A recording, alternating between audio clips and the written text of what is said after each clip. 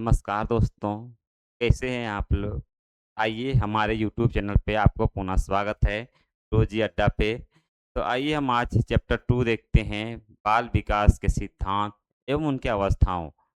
पहला चैप्टर में बाल विकास के कुछ आयाम सीखे थे, अवधारणाएँ देखे थे। अब उसका दूसरा चैप्टर है बाल विकास का सिद्धांत और उनके अवस्थाएँ। तो आज का मेरा टॉपिक है बाल विकास के सिद्धांत एवं उनके क्षेत्र। इसके बारे में हम विस्तार से जानकारी प्राप्त करते हैं कि बाल विकास का सिद्धांत होता क्या है, बाल विकास के क्षेत्र क्या-क्या हैं, उनको किस-किस क्षेत्रों में बाँटा गया है, उनके किन-किन सिद्धांतों में बाँटा गया है, उसको हम विस्तार पूर्वक डिस्कस करेंगे और देखेंगे कि इसमें किस प्रकार के सिद्धांत में बच्चों का विकास होता है सो। आइए सबसे पहले हम देखते हैं पहले बाल विकास होता क्या है, इसके बारे में हम जानकारी प्राप्त करते हैं।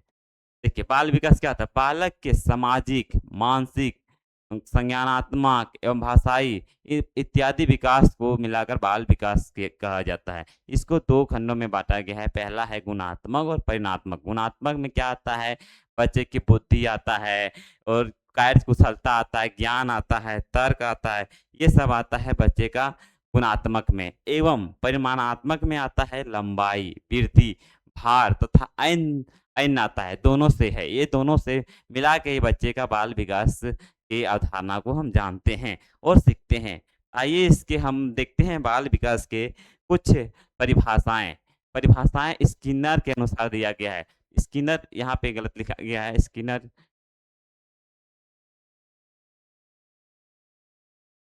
के अनुसार हर एक थिंकर अपने-अपने टाइप में ही परिभाषा दिए हैं।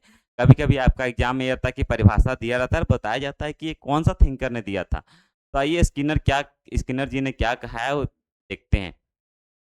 विकास एक कार्मिक एवं मंद गति से चलने वाली प्रक्रिया है। विकास क्या है? एक कार्मिक एवं मंद गति से चलने वाला प्रक्रिया है। स्किनर के अनुसार है कि विकास एक कार्मिक एवं मंद गति से चलने वाली प्रक्रिया है। अब अकॉर्डिंग टू हरलॉक, हरलॉक एक थिंकर है, उन्होंने अपना विचार दिया। स्किनर तो अपने दिए ही, हरलॉक भी अपना विचार दिया। हरलॉक के अनुसार क्या है कि बाल मनोवैज्ञानिक का नाम बाल विकास इसलिए रखा गया क्योंकि बालक का विकास के अंतर्गत अब बालक के विकास के समस्त पहलुओं पर ध्यान केंद्रित किया जाता है, किसी एक पक्ष पर नहीं। ये बोला गया है कि बाल वैज्ञानिक का नाम बदलकर बाल विकास इसलिए रखा गया है क्योंकि बालक के अंतर्गत अब बालक के विकास के समस्त पहलुओं को, उसके सर्वांगीण विकास को देखा जाता है, समस्त पहलुओं को ध्यान केंद्रित किया जाता है, किसी एक पक्ष पर नहीं। इसमें पहले होता था कि किसी एक पक्ष पर हो किया करता था, लेकिन अब सभी ओवरऑल डेवलपमेंट के बारे में कहा गया है। इसीलिए ये हरलॉक महोदय ने कहा कि बालक का विकास इसलिए चेंज किया गया क्योंकि अब बालक के विकास समस्त पहलुओं पर ध्यान केंद्रित किया जाता है। ये हो गया हरलॉक के अनुसार।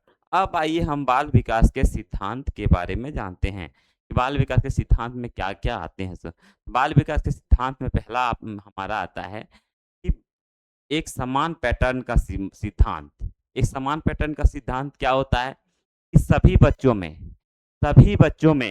विकास का समान ही क्रम यानी कि एक ही क्रम से किया जाता है। जितने भी बच्चे हैं सबका विकास एक ही क्रम में होता है। हालाँकि कोई बच्चा में पीछे होता है, कोई बच्चा में बाद में होता है या कोई बच्चा में जल्दी होता है, लेकिन विकास एक ही क्रम में होता है। जैसे किस तरह एक ही क्रम में होता है? देखिए पहले बच्चा बैठना, खड़ा होना और चलना सीखता है। ऐसा थोड़ी ना होता है कि कोई बच्चा बैठने के सीधे दौड़ने लगे। ऐसा तो नहीं होता कि कोई बच्चा बैठे और वो चलना चलना ही स्टार्ट ना करे। इसलिए बच्चे का विकास होता है ना एक क्रम से अनुसार होता है। पहले वो फिसलना सीखता है, फिर बैठना सीखता है, फिर खड़ा होना सीखता है, फिर किसी के सहारे पकड़ के चलना सीखता है। वही बोला गया है कि बच्चे का विकास क्या होता है? एक क्रम में होता है। हालाँकि उनकी विकास की गति अलग-अलग हो सकती है। उसकी विकास की गति अलग-अलग हो सकती है, लेकिन एक क्रम में होती है। इसीलिए ये कहा गया है कि इसका एक समान पैटर्न का सिद्धांत। कोई भी बच्चा देखिएगा कोई भी अपने गाँव या कहीं भी एक ऑब्ज़र्व कीजिएगा, सब बच्चे एक ही अनुसार चलते हैं, लेकिन हालाँकि किसी में पीछे होता है, किसी में आगे होता है। आइए अब नेक्स्ट इसका देखते हैं। वृद्धि एवं विकास की गति की दर एक सी नहीं रहती। यहाँ बोला गया कि वृद्धि और विकास की गति एक जैसा नहीं रहता है। अब बताइए किस किस प्रकार एक जैसा नहीं रहता है सो? वृद्धि एवं विकास की गति एक जैसा नहीं रहती है। देखिए, हर बच्चे का विकास समान गति से नहीं होता है। अभी हम पहले बताएँ कि हर बच्चे का विकास समान गति से नहीं रहता है। कोई बच्चा जल्दी बढ़ता है, कोई बच्चा देर से बढ़ता है। यही बोला गया है कि बच्चे की वृद्धि विकास एक समान गति से नहीं रहती है, नहीं होती है। देखिए, हर बच्चे की विकास एक समान गति से नहीं होता है। किसी का विकास तेज होता है तो किसी का विकास धीमा होता है। यही बोला गया है। जैसे कि मान के चलिए एग्जाम्पल में आप देखिए, बचपन और किशोरावस्था में विकास तेज होता है। बचपन और किशोरावस्था में विकास तेज होता है, जबकि प्रौढ़ावस्था में धीरे हो जाता है। तो वही बोला गया है कि वृद्धि एवं विकास की गति एक दर से नहीं रहती है। कोई भी बच्चे में वृद्धि और विकास गति एक दर से नहीं रहती, किसी में धीरे से होता है, किसी में तेज से होता है। आइए हमारा अगला टॉपिक है, अगला पॉइंट है परस्पर संबंध का सिद्धांत। परस्पर संबंध का सिद्धांत किसको बोलते हैं? The principle of interaction. अब परस्पर संबंध का सिद्धांत क्या बोलता है, आप देखिए, ध्यान से सुनिए। देखिए, विकास के सभी पक्ष आपस में जुड़े हुए हैं। अब किस प्रकार से आपस में जुड़े हुए हैं? देखिए, शारीरिक विकास है तो मानसिक विकास है, मानसिक विकास है तो शारीरिक विकास है, शारीरिक मानसिक विकास है तो भाषाई विकास है, और भाषाई विकास है तो शारीरिक मानसिक विकास, तीनों। इसी प्रकार विकास के सभी पक्ष एक दूसरे से जुड़े हुए हैं। जैसे शारीरिक विकास है तो मानसिक विकास, मानसिक विकास है तो सामाजिक विकास, सामाजिक विकास है तो संवेगात्मक विकास। इसी प्रकार सब एक दूसरे से यदि नहीं होगा, यदि मान के चलिए कोई बच्चा का शारीरिक विकास हो गया लेकिन मानसिक विकास नहीं हुआ, तो क्या वो बच्चा का विकास हुआ? नहीं ना हुआ। इसीलिए बोला गया कि हर एक बच्चे का विकास एक सभी पक्षों से जुड़ा हुआ रहता है। पिछले से जैसे नहीं होता, लचीलापन का सिद्धांत बोलते हैं, वो पीछे वाला ज्ञान से आगे ज्ञान को, नॉलेज को प्रोवाइड करना, उसी प्रकार है इसमें कि सभी विकास के सभी पक्ष शारीरिक, मानसिक और सामाजिक संज्ञानात्मक एक दूसरे से जुड़े होते हैं। जैसे एग्जाम्पल में देखिए, अच्छा स्वास्थ्य सीखने की क्षमता बढ़ाता है। यदि आपका स्वास्थ्य अच्छा नहीं रहेगा तो सीखने की क्षमता बढ़ाएगा नहीं ना, इसलिए अच्छा स्वास्थ्य सीखने की क्षमता को बढ़ाता है। तब अगला इसका सिद्धांत में देखिए, व्यक्तित्व अंतर का सिद्धांत। व्यक्तित्व अंतर का सिद्धांत क्या होता है? व्यक्तित्व अंतर का सिद्धांत उसको बोलते हैं, जैसे देखिए, प्रत्येक बच्चा दूसरे बच्चे से अलग होता है। उनकी रुचि, क्षमता, बुद्धि, विकास की गति समान नहीं होती। व्यक्तित्व भिन्नता का किसको बोलते हैं? प्रत्येक बच्चा, 2 बच्चा रखिए, उसका रुचि खेलने में है, किसी का रुचि पढ़ने में, किसी का रुचि ना पढ़ने में ना खेल में, किसी दूसरे में रुचि है। इसी प्रकार दर्शाया गया प्रत्येक बच्चे का रुचि अलग-अलग होता है। प्रत्येक बच्चे का वृद्धि विकास अलग-अलग होता है। तो वही इस सिद्धांत में बताया गया है कि प्रत्येक बच्चे की रुचि, क्षमता, बुद्धि अलग-अलग होती है। कोई कोई बच्चा स्कूल में जल्दी से कोई क्वेश्चन सॉल्व कर सकता है, जबकि कोई बच्चा देरी से वही क्वेश्चन को सॉल्व करता है। इसीलिए बोला गया कि प्रत्येक बच्चे का वृद्धि और विकास एक गति से नहीं होती है। इसे देखिए, एग्जाम्पल में कुछ बच्चे जल्दी बोलना सीख लेते हैं, जबकि कुछ बच्चे देरी से बोलना सीखते हैं। देखते हैं गाँव घर में भी कोई बच्चा 3 साल, 4 साल बोलते-बोलते लग जाता है उसका आवाज़ खुलने में, जबकि कोई बच्चा 1 साल, 2 साल के अंदर ही बोलना स्टार्ट कर देता है। तो वही होता है कि प्रत्येक बच्चे में विकास के स्तर अलग-अलग होती है। इसके सिद्धांत में ये दर्शाता है। अगला ये एकीकरण का सिद्धांत। एकीकरण का सिद्धांत क्या होता है? बालक पहले शरीर के विभिन्न अंगों को अलग-अलग नियंत्रित करना सीखता है। बालक पहले शरीर के सभी अंगों को अलग-अलग नियंत्रित करना सीखता है, फिर उन्हें मिलाकर एक समन्वित ढंग से कार्य करना सीखता है। बालक क्या होता है कि सभी अंगों को नियंत्रित करने के लिए सीखता है। जैसे पहले एक उँगली को नियंत्रित करना सीखता है, पहले हाथ को सीधा करना सीखता है, फिर सबको मिला के कोई सामान को उठाने सीखता है। तो वही होता है, बालक के सभी नियमों को अलग-अलग करना सीखता है। जैसे सीखते समय बालक आँख, हाथ और उँगलियों को समन्वय करता है। जैसे देख लीजिए, कोई बच्चा दिखना सीख रहा है, हाथ क चलाना सीख रहा है, एक क्या बोलते हैं, पढ़ना सीख रहा है। अब जब बच्चा का लिखने का बारी आया, तो सब एक साथ मिला के लिख रहा है, देख रहा है, पढ़ रहा है और लिख रहा है, तीनों को मिला के एक साथ कर रहा है ना। तो ये होता है कि बच्चे का एकीकरण का सिद्धांत में होता है कि सारे सारे विकास को एक साथ मिला के कार्य करना, उसी को बोलते हैं एकीकरण का सिद्धांत बोलते हैं। अगला आइए, विकास की भविष्यवाणी की जा सकती है। क्या की जा सकती है? विकास की भविष्यवाणी की जा सकती है। अब किस प्रकार की जा सकती है? आप लोग बताइए। देखिए, हम बताते हैं कि विकास एक निश्चित क्रम में होता है, इसीलिए बच्चे की भविष्यवाणी अनुमान लगाया जा सकता है। किस प्रकार लगाया जा सकता है? जैसे बच्चा अभी खसर रहा है, मतलब कि खसर रहा है, तो उसको हम भविष्यवाणी कर सकते हैं कि कुछ दिन बाद या कुछ साल बाद ये बैठना सीख जाएगा। या तो कोई बच्चा बैठ रहा है, तो हम उसको भविष्यवाणी कर सकते हैं कि ये बच्चा आगे चलना सीख लेगा, पैर से चलना सीख लेगा।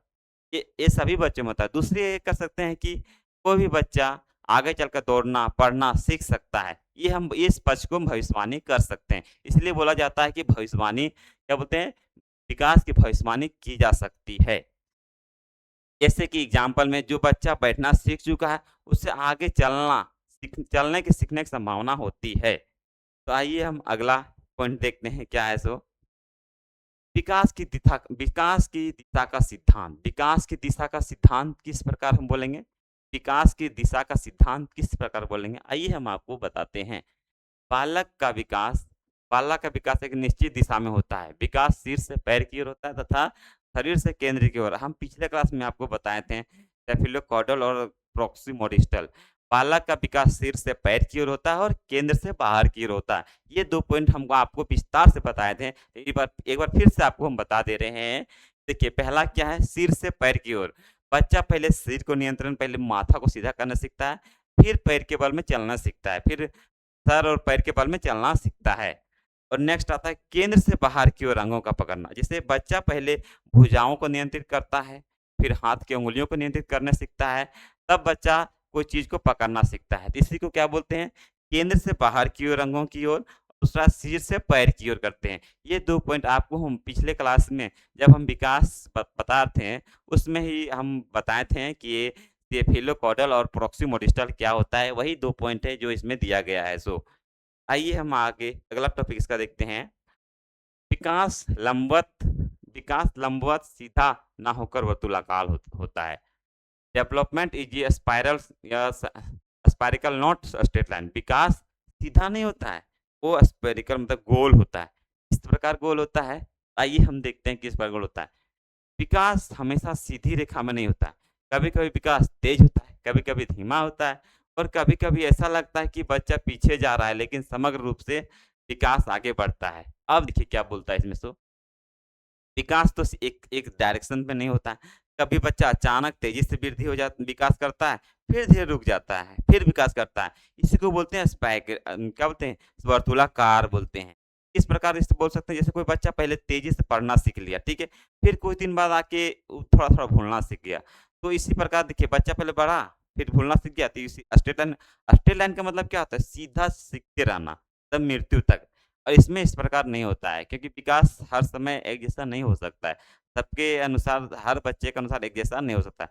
वही इसमें बताया गया है कि विकास सीधा ना होकर वर्तुलाकार होता है। जैसे एग्ज़ाम्पल में बच्चा नई चीज़ सीखते हैं, कुछ समय के लिए पुरानी गलतियाँ दोहरा सकता है, फिर धीरे-धीरे वो बेहतर प्रदर्शन कर सकता है। जी हाँ, जैसे बच्चा पहले अच्छा चीज़ सीखता है, फिर पुराने जो गलतियाँ किया था उसको भी दोहरा सकता है, फिर आगे जाके फिर अच्छा कर सकता है।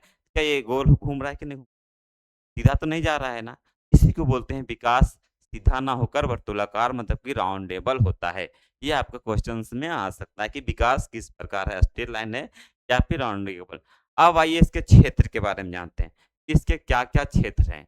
बाल विकास के क्या-क्या क्षेत्र हैं? पहला क्षेत्र है, बाल विकास विभिन्न अवस्थाओं का अध्ययन करता है। बाल विकास क्या करता है? विभिन्न अवस्थाओं का अध्ययन करता है। किस प्रकार अवस्थाओं का अध्ययन करता है? बाल विकास गर्भावस्था का अध्ययन करता है, किशोरावस्था करता है, किशोरावस्था का करता है, बाल्यावस्था का करता है, प्रौढ़ावस्था करता है। इन अवस्थाओं का अध्ययन किया जाता है।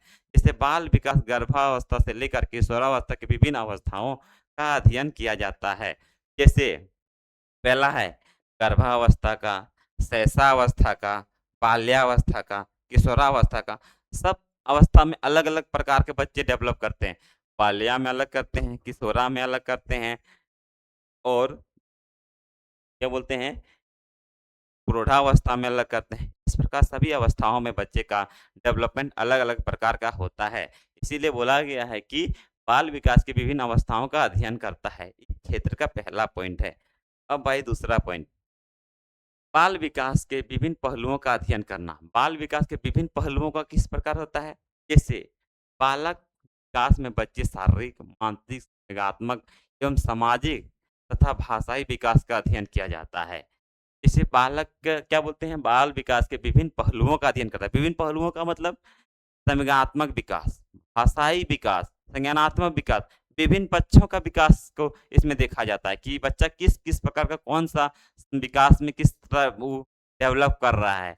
तो आइए देखते हैं इसके क्या इसमें शारीरिक विकास हो जाएगा कि बच्चे का शरीर का विकास किस प्रकार हो रहा है, मानसिक विकास हो रहा है कि बच्चे का दिमाग किस प्रकार बढ़ रहा है, संज्ञानात्मक विकास हो रहा है कि उसका सोचने का इमोशनल किस प्रकार डेवलप हो रहा है, सामाजिक विकास में समाज के प्रति किस प्रकार विकास हो रहा है, भाषाई विकास, ये सब क्षेत्रों को देखा जाता है, बाल विकास का अध्ययन किया जाता है कि ये सब विकास को किस प्रकार, किस स्टेज में किस प्रकार बच्चे का हो रहा है।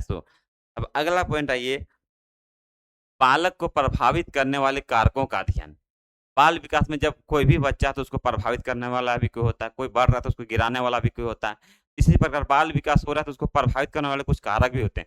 बच्चा पढ़ रहा है तो उसको प्रभावित करने वाले कुछ अंग भी होते हैं। अभी तो मोबाइल सबसे ज़्यादा प्रभावित करता है, लेकिन बच्चे का मानसिक परिवार भी प्रभावित करता है, वंशानुक्रम भी प्रभावित करता है, समाज भी प्रभावित करता है, स्कूल भी प्रभावित करता है। तो आइए देखते हैं क्या-क्या चीज़ प्रभावित उसको अच्छा से करता है। देखिए, बाल विकास को प्रभावित करने वाले विभिन्न कारकों का अध्ययन किया जाता है कि बच्चे को कौन-सा कारक इसको ज़्यादा प्रभावित कर रहा है। स्कूल ज़्यादा बर्बाद कर रहा है कि मोबाइल ज़्यादा बर्बाद कर रहा है कि समाज ज़्यादा बर्बाद कर रहा है या परिवार या तो वंशानुक्रम बर्बाद कर रहा है। इसमें देखिए पहला क्या है, वंशानुक्रम, वातावरण, परिवार, विद्यालय, पोषण, स्वस्थ, ये सब उसको प्रभावित करने वाले कारक हैं। जो इसके बारे में अध्ययन किया जाता है, इसके क्षेत्र के बाल विकास में ये इन कारकों को किस प्रकार उसको बच्चा को विकास होने में बाधाएँ डाल रही है, बाधाएँ उत्पन्न कर रही है। आइए अब अगला पॉइंट देखते हैं, बालकों की विभिन्न असमानताओं का अध्ययन। बालकों के विभिन्न असमानताओं का अध्ययन, किस प्रकार असमानताओं का? प्रत्येक बालक बुद्धि, रुचि, क्षमता, सीखने की गति अलग-अलग होती है। बालक विकास की इन समानताओं का अध्ययन करता है। अभी हम आपको पिछले क्लास में बताया कि हर एक व्यक्तिगत भिन्नता होता है। में भी हर एक बालक का अलग-अलग बुद्धि होता है, अलग विकास होता है। उसी को ये अध्ययन करता है कि उसी को कि किस प्रकार बालक उससे अलग है, किससे अलग है। वही क्षेत्र को इसमें अध्ययन करके बताया जाता है कि बालक किस-किस क्षेत्र में इससे अलग है और कैसे अलग है और किस प्रकार का अलग है, इसके बारे में अध्ययन किया जाता है। प्रत्येक बालक अद्वितीय होता है। बोला गया कि प्रत्येक बालक यूनिक होता है कि नहीं होता है? सब बच्चा के पास कुछ न कुछ टैलेंट होता है। जो जो देख लिया वो आगे बढ़ गया, जो अपने आप टैलेंट को नहीं समझ पाया वही वहीं वहीं रह गया। वही होता है कि प्रत्येक बालक में टैलेंट अलग-अलग होता है। अगला पॉइंट आइए, मानसिक स्वास्थ्य विज्ञान का अध्ययन। मानसिक स्वास्थ्य विज्ञान का अध्ययन किस प्रकार है? बालक विकास में बच्चों की मानसिक स्वास्थ्य, भावनात्मक संतुलन, तनाव तथा समायोजन का अध्ययन किया जाता है। बच्चे के विकास में मानसिक स्वास्थ्य देखा जाता है, भावनात्मक देखा जाता है, किस प्रकार उसका माइंड स्वस्थ है कि नहीं, उसके भावनात्मक इमोशनल स्वस्थ है कि नहीं, इमोशनल स्वस्थ है कि नहीं, या तनाव तनाव का समायोजन यानी कि उसके अंदर तो कोई तनाव है, उसको समायोजन किस प्रकार करता है। वही इसको देखा गया कि मानसिक रूप से स्वस्थ बालक बेहतर सीखता है। इसमें बोला गया है कि बच्चे का मानसिक स्वस्थ रहेगा तो स्वस्थ मस्तिष्क, नहीं बोला गया कि स्वस्थ मस्तिष्क में स्वस्थ शरीर का विकास या स्वस्थ ज्ञान का विकास होता है। उसी प्रकार बोला गया है कि मानसिक रूप से स्वस्थ बालक बेहतर सीखता है। तो वही देखता है कि बच्चे का तनाव किस में हो रहा है, उसका अध्ययन किया जाता है कि बच्चा कहाँ फँस रहा है, कहाँ तनाव हो रहा है। तो वही विचारों का अध्ययन करना होता है, विज्ञान का अध्ययन। अगला पॉइंट आइए, बाल व्यवहारों, अंतःक्रियाओं का अध्ययन। बाल व्यवहारों और अंतःक्रियाओं का अध्ययन। इस प्रकार से बालक विकास में बच्चों का व्यवहार, परिवार, मित्रों, समाज के साथ अंतःक्रियाओं का अध्ययन। इसमें यह अध्ययन किया जाता है कि बालक परिवार के साथ किस प्रकार समायोजन हो रहा है, मित्रों के किस प्रकार समायोजन हो रहा है, इस विद्यालय में किस प्रकार का समायोजन हो रहा है, समाज के साथ किस प्रकार का अंतःक्रिया मतलब उसका मिलाव हो रहा है। वही क्षेत्र को इसमें अध्ययन किया जाता है। इसमें बालक का व्यवहार उसके सामाजिक संबंधों को प्रभावित करता है। यदि बालक का व्यवहार अच्छा रहेगा तो सामाजिक संबंधों को एकदम प्रभावित करेगा। तो वही इसमें बोला गया है कि बालक के व्यवहारों का अंतःक्रियाओं का अध्ययन करना ही बाल विकास का अध्ययन का एक क्षेत्र में आता है। अगला पॉइंट आइए हम देखते हैं, बालकों की रुचियों का अध्ययन। बालकों की रुचियों का अध्ययन किस प्रकार कर सकते हैं? जैसे बालक के रुचि क्या है, किस क्षेत्र में रुचि है बालक को, कौन-सा फील्ड में रुचि है, वही रुचियों का अध्ययन किया जाता है। इसमें देखिए, बाल विकास में बच्चों की रुचियों का पसंद, नापसंद तथा उनकी अभिरुचियों का अध्ययन किया जाता है। जैसे किस प्रकार बोल सकते हैं? और रुचियों को सीखने को प्रभावी बनाता है। बालक में जैसे किस प्रकार रुचि है, कौन-सा क्षेत्र में उसको रुचि है, वही रुचियों का अध्ययन किया जाता है। इसे बाल विकास की रुचियों का अध्ययन करना कहते हैं। अगला पॉइंट आइए आपको, बालकों की विभिन्न मानसिक प्रक्रियाओं का अध्ययन। विभिन्न मानसिक प्रक्रियाओं का अध्ययन किस प्रकार कर सकते हैं? बाल विकास में ध्यान, स्मृति, चिंता, कल्पना तथा समस्या समाधान जैसी मानसिक प्रक्रियाओं का अध्ययन किया जाता है। बाल विकास में जैसे स्मृति, चिंता, कल्पना किस प्रकार करते हैं बच्चे या क्या सोचते हैं, वो विचारों का अध्ययन करना ही कहलाता है। ये देखते हैं, बालक के विकास के विभिन्न मानसिक प्रक्रियाओं का अध्ययन, उसमें दिमाग में क्या-क्या प्रक्रिया हो रहा है, उस प्रक्रियाओं को अध्ययन किया जाता है, इसके क्षेत्र के अंतर्गत में आता है।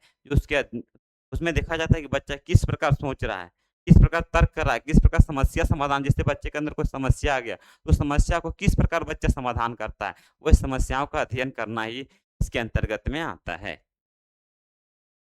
अगला देखिए, बालक में व्यक्तित्व मूल्यांकन, बालक अब हो गया तो उसका मूल्यांकन करना है, उसके व्यक्तित्व, उसका पर्सनैलिटी का मूल्यांकन करना है, कि बालक के पर्सनैलिटी का मूल्यांकन करना है, कि बालक के किस प्रकार का मूल्यांकन, किस प्रकार पर्सनैलिटी है, उसका मूल्यांकन करना है।